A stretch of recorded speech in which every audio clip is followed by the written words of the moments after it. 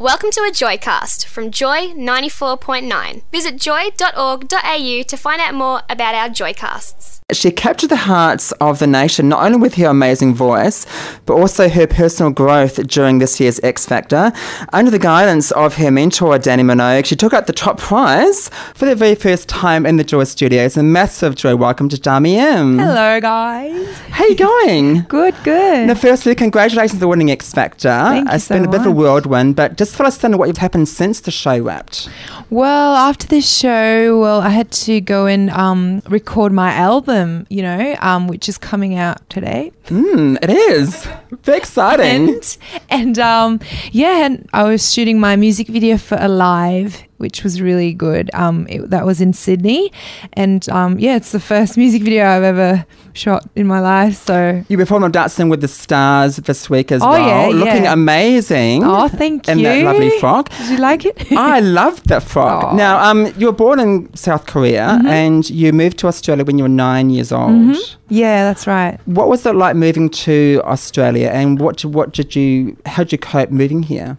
Well, when I first came, I, obviously didn't speak English because, I was living in Korea. So then people, they were really nice kids, but there were also kids who would make fun of me, so it was kind of tough in a way for a little kid. And then I was good at piano. I started learning the piano since I was 5. And so one day I performed piano in assembly, and then that's when everyone was like, wow, she's actually good at something, because then before they thought I was dumb because I didn't speak their language, didn't understand anything. So then I was like, wow, if I play piano, people really like it and I can communicate to people through music. So then I think I really focused myself on music from then. So when did you discover your voice? Because obviously you've got an amazing voice. When did you discover that voice? I mean, we just started doing things on the piano. I was playing the piano. Like, I was classically trained. And then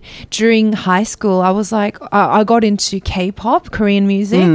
And I was like, wow, I want to sing like her. Like, I was into this singer called Boa, B-O-A. Yeah, I've heard of her. Really? Yeah. She was just my absolute favorite, and I was obsessed with her. So then I would record her songs on my laptop and see, if I sound like her. And then I realized I didn't sound like her at all, and I was really bad at it. And I was like, wow, I suck. So since then, I kept on recording. Like, I was really, just obsessed with getting it to sound better. And I was recording till I was, in uni. And by the time I got to uni, I was a lot better, and I started to perform more at church and started to do more solos. And since then it developed. Developed, exactly, that's the word. Let's jump forward to when you auditioned for X Factor, because that would be nerve-wracking to start with, but you auditioned with Mariah Carey's Hero. Now, there's only few people that take on a Mariah Carey song. It's like, it's a big number to do. Was that a bit nerve-wracking, or how much confidence did you have going into that? I was so nervous, I had no idea what to expect on a TV show, because obviously it was my first time,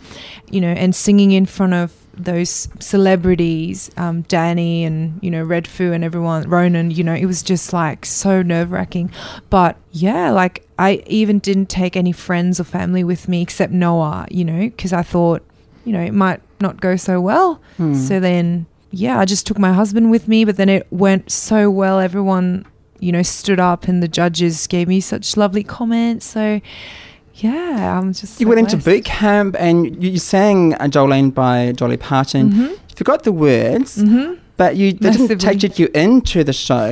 When a guy pulled out, you got called in to go to New York, and you're in the top 6 for the over 24s with Dannii. That's it. And you got to perform in front of Kylie Minogue, a pop icon. What was that like? Oh, it was crazy. It's just crazy. Like, I didn't even make it in the first place, right? I got kicked off, and then I was so depressed for a long time, and then I got called back, and it was like a miracle. Then going to New York and seeing Dannii and Kylie Minogue and performing for them, like, I was like, wow, this is really going crazy. My life is like already changed, having that massive opportunity. And when I was singing for them, I was so nervous. You couldn't imagine like singing for the biggest superstars. was just crazy nerve-wracking, but I got through it. I just, knowing that it was my second chance, I wasn't going to stuff it up again. I made sure I practiced heaps and heaps, and when I did it, I was confident that I wouldn't forget the words again. You didn't stuff up, because from week one, when you're saying you two's one, you just performed. I think you're a different stage to everybody else. You were just amazing on the show. Aww. And Dannii not only helped you with your confidence, but also in your styling as well, because each week you wore this amazing frock, amazing outfits, having Dannii's experience in fashion, because that's also a very important side to the industry as well. Of course, yeah. I mean, I knew that this show wasn't just about singing, but to make it as a pop artist, you need that look, you know, you've got to have that special thing about you, and it's not just about the music. So then I had a meeting with Dannii and the style team before the live show started, and I said, well, this is what I like. I like something that's a bit different, something a bit experimental. And they were like, all right. And they went crazy with it, you know, stylist and Dannii, and they were, you know, they thought it was a great idea. And then from then on, they gave me these amazing outfits that some people loved, some people really hated, but we all loved. Really, that's good. I really love them. As well as having your mentor decide to the styling and the production of the show, they also decide on the song choices with you. Were there any songs that you really wanted to sing on the show that Dannii said, no, you can't sing that, I want to do this, or opposite, or did you get on pretty well on that sort of thing? Oh, mostly like she's been really good. Like she gave me songs that were quite nice, but then there was one song where it was a Lady Gaga song, and I just thought, oh, it's not really me. I just thought it was, you know, I didn't really connect with it, and I told her that, and she said, fine. And then that's when she said, you can sing this one instead, and that was Thelma Houston's Don't Leave Me This Way, and I felt like that song was much better in heaps one. Hi, this is Dami Im, proud to be heard on Australia's only LGBTI radio station, Joy 94.9. Now, when you sang Purple Rain during the grand final, the rain started pouring down over you, which was amazing on the grand final. What was that like behind the scenes, getting all that together? It's been quite technical. Yes, you're exactly right. Very good. We had a rehearsal that morning, and they said, well, when I start singing this chorus, the rain's going to drip in front of me. And then when I sing the big Purple Rain, like it's going to start, you know, trickling down on my head. And I was like, okay, I'll get ready for it. And then suddenly rain started to fall, but it was not in front of me. It was on my head, but it was more like a waterfall falling. Like it was just pouring. And I'm like, I couldn't even open my eyes, couldn't keep my eyes open.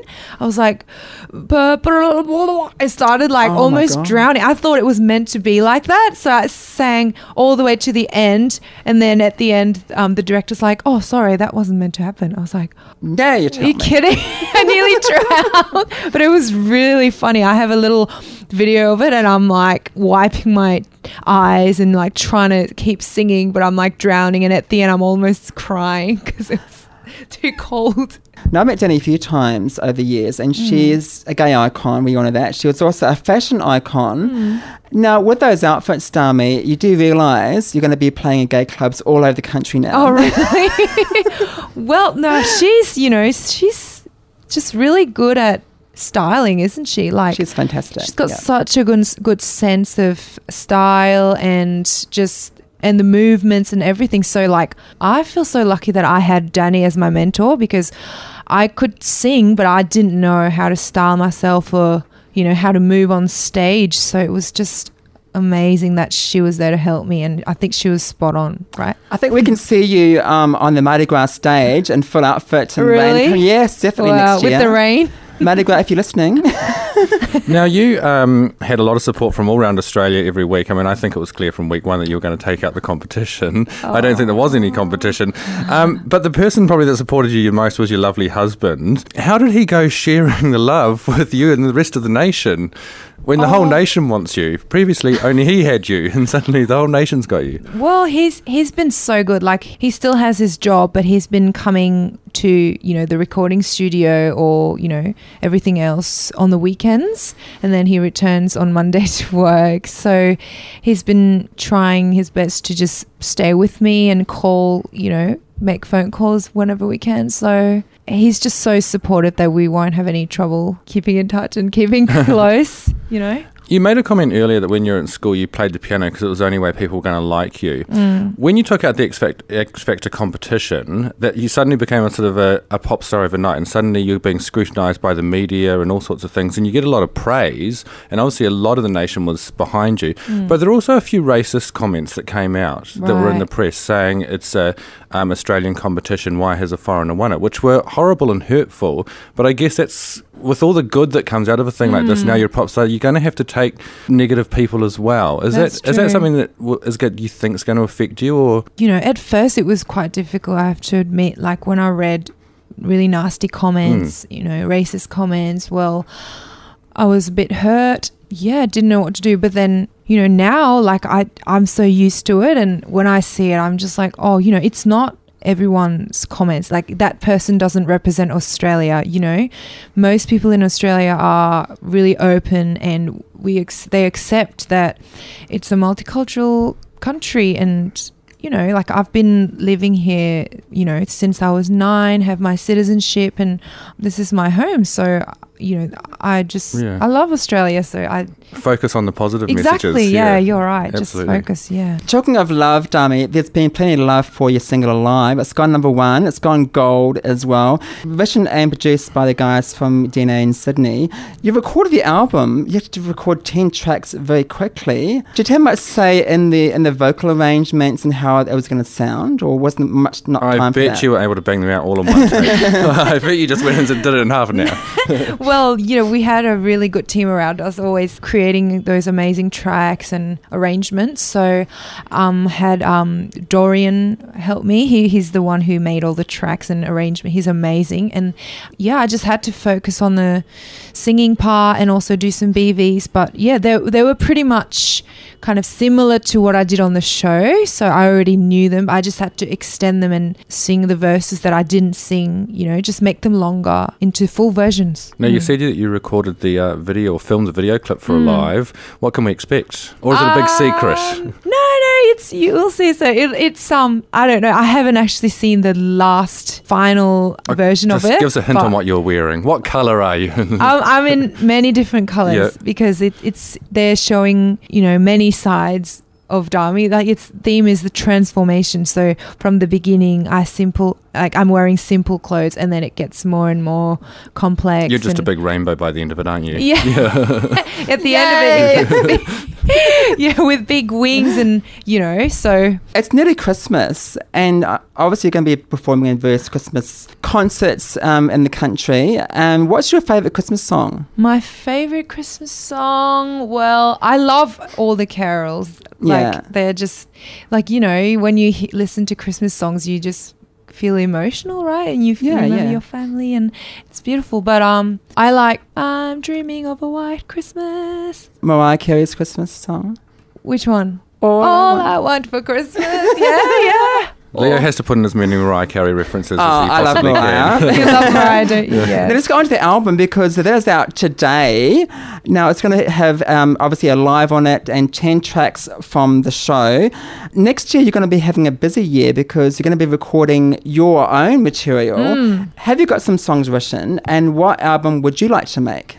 Well, I have been writing songs in the past, so I could, I'd love to find something and release it, in my new single next year. Or, I could write a completely new one. I don't know yet, but yeah, I can't wait till I get the chance to do that, like release my own song. And I think I like Whitney Houston's album, her very first album. And I sang Saving All My Love in the semi-final. Can I just say, in that performance, when that poll happened? Yeah. Amazing.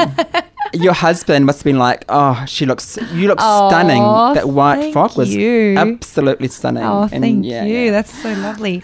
Yeah, that's, I think, the kind of song that I really like. The direction, it's feminine, it's beautiful, emotional, and, and it shows off the vocal as well. So, given your South Korean background and your record company Sony were very good at releasing Alive through iTunes worldwide, so there are a lot of people in Asian countries that have actually bought the single already and know about it. Yeah. So obviously your career in Asia is going to take off as well. Can you see yourself doing a bit of travelling next year?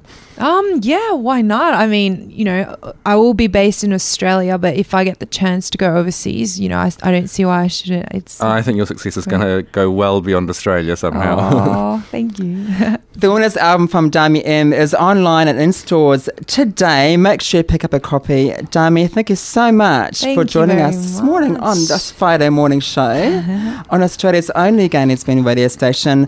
Come to Joy whenever you like. You're always welcome here at Joy, and we can't wait to see what's going to happen next. Thank you very much for having me. Hi, this is Dami Im. Support Joy 94.9 by becoming a member. Call 1300 Joy 949 now. This Joycast is a free service brought to you by Joy 94.9. Support Joy 94.9 by becoming a member at joy.org.au.